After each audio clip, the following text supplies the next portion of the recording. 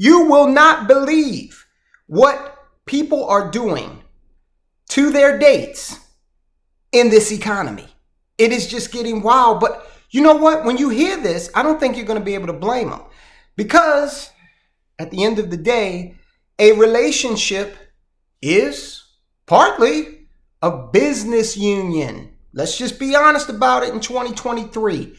You cannot go out here and get with someone who is unequally yoked financially. And I'm not saying they have to bring hundreds of thousands of dollars to the table, immediately. What I am saying is need to be of like mind with a recognition of where we are in our economy and where we're going. If you don't have that, oh man, then you're setting yourself up for failure. The kind of failure that a very wealthy woman just experienced, and she's not as wealthy as she was a few weeks ago, thanks to a relationship choice that went south. I'm talking about the lovely Miss Holly Berry. We'll get into that in a minute.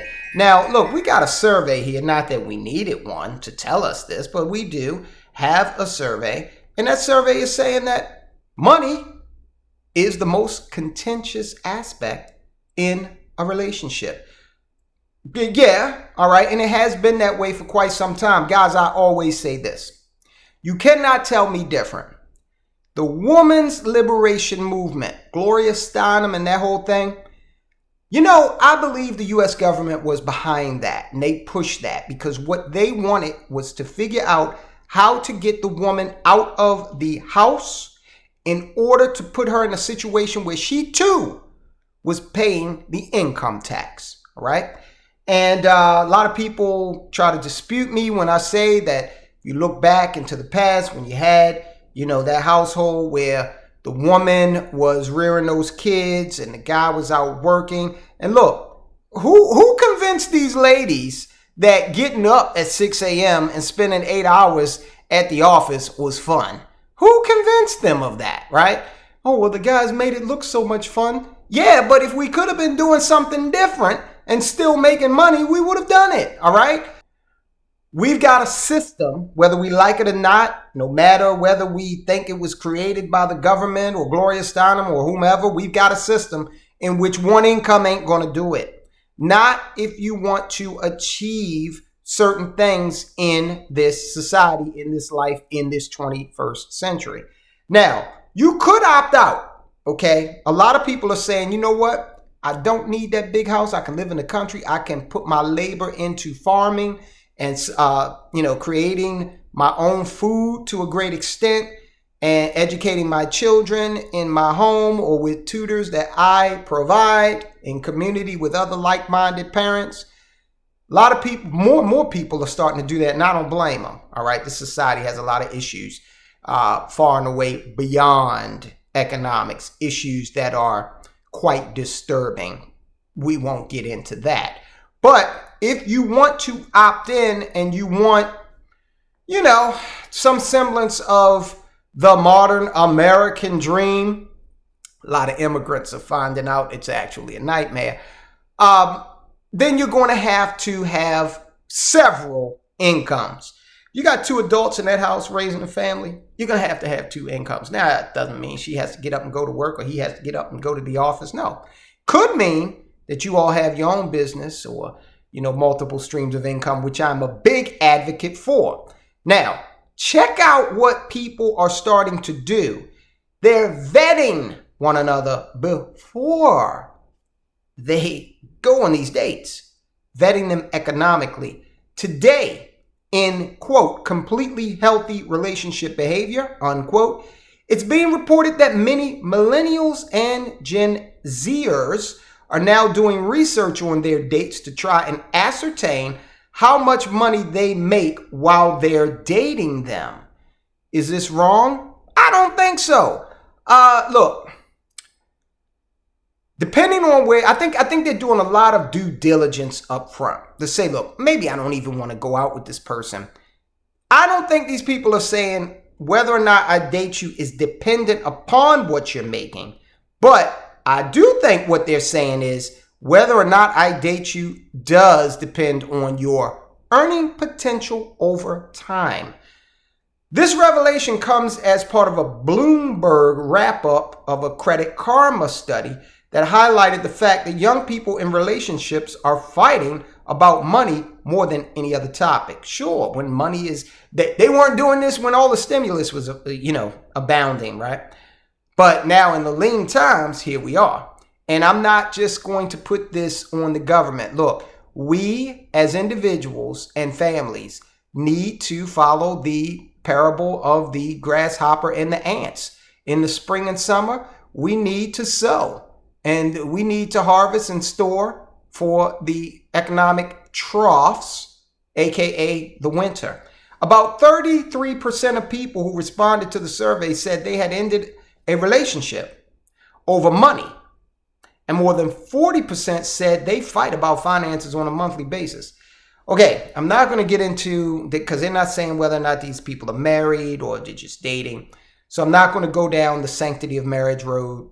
But I will say this. If you get that marriage contract under the auspices of a state government, then what you have to understand is that is a business contract, all right? And in exchange for, some benefits from the state that you will get, that contract, whether you want to believe it or not, does have some performance expectations in it. And if you don't believe me, then you can call Miss Holly Berry, the beautiful Miss Holly Berry, and you can ask her all about it. I tell you what, remember that James Bond movie she was in? I thought that one scene where she came up out of the water was Oscar worthy. That scene alone, it was just like 3 minutes, maybe even less. It seemed like an eternity to me. Anyway, Holly Berry has recently gone through and finalized a divorce. You hate to see it, at least I do. But again, you got to do a lot of due diligence before you get into these relationships these days. And this is coming from a guy who got engaged to his wife, me. I got engaged within the first 30 days of meeting her. That was almost 22 years ago. And we're still together. So sometimes you catch lightning in a bottle, right? But, all right, that was more about me and her being predilected toward risk taking. I told you guys I used to skydive, right? Not the smartest thing in terms of protecting your number one asset, right? Okay, so I've been known to jump out there, but my marriage has lasted over 2 decades.